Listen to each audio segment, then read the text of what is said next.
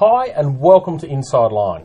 This week we're looking at the push towards four-cylinder engines and the race car that you'd do best not to race.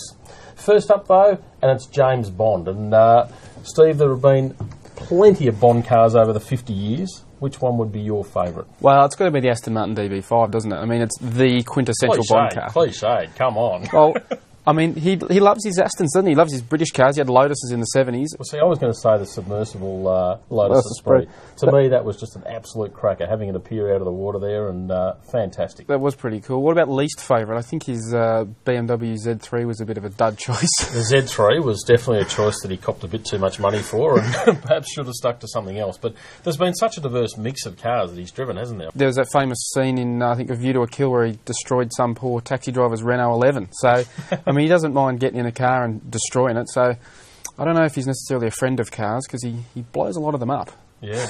And favourite thing that a Bond car does, the stunt or gimmick on it?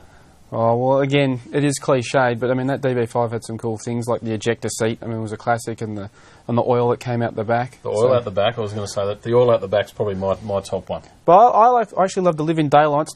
In a bit of a nod to the DB5, Timothy Dalton had the laser that came out of the wheel to chop the car in half, which I thought was pretty cool. Not bad. And of course, the next movie, Skyfall, back comes the DB5. Yeah, so it'll be interesting to see if it survives that one. Now, speaking of special cars, Mercedes-Benz has released an extremely limited edition of its SLS race car. But Steve, they're only building 5 of these things, so most people I'd say, well, we might not race that one. Now, they have said this is aimed at car collectors because it's got matte paint and some sign writing. It's not exactly a fancy. They haven't gone all out for this one. Well, it even comes with its own car cover. Yeah, I mean that's really tells you all you need to know about this thing. It's a collector's item for those people. I guess have already got a racing one for the weekend. This one's to sit there and look pretty. Okay. But I don't know. And what about mechanically? Anything special?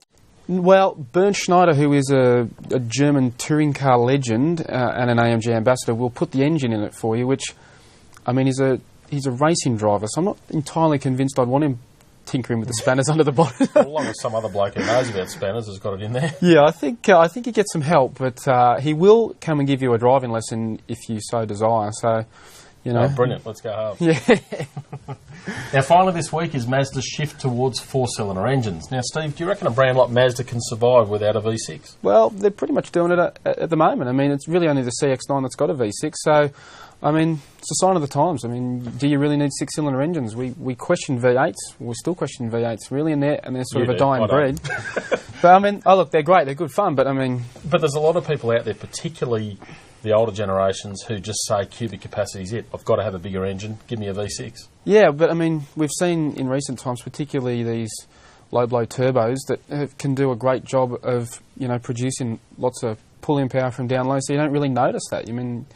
So more and more cars these days are surviving with just 4 cylinders. So yeah. I guess it's like I say, sign of the times. And at the other end of the spectrum, Mazda's saying they might even develop a 3-cylinder for something like the Mazda 2 and really downsize and get something pretty economical. Yeah, I mean, I'm dreading the day when we have 1-cylinder cars. It could be it could be a bit of a slow trip to work. Turning into a numbers game.